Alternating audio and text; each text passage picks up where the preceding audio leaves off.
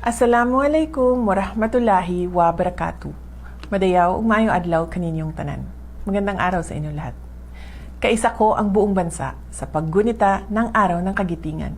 Ngayong araw, binibigyang pugay natin ang mga magigiting na kawal na nanindigan sa Bataan.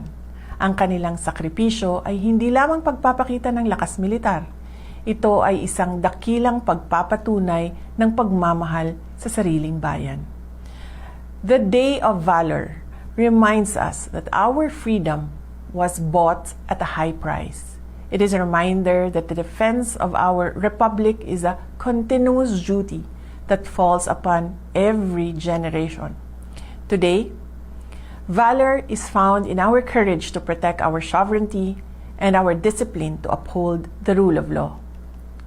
Ang tunay na kagitingan ay matatagpuan sa ating matibay na paninindigan na protektahan ang ating soberanya. Ang anumang pagtatangka ng mga banyagang institusyon na manghimasok sa ating hustisya ay isang tuwirang hamon sa kalayaang ipinaglaban ng ating mga bayani sa Bataan. May kakayahan tayong pamunuan ang ating sarili at pairalin ang ating sariling mga batas sa ilalim ng ating sariling mga hukuman.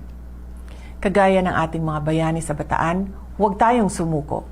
Harapin natin ang mga hamon ng ating panahon, taglay ang parehong diwa ng katatagan. Paninindigan ang isang matatag, ligtas at tunay na malayang Pilipinas.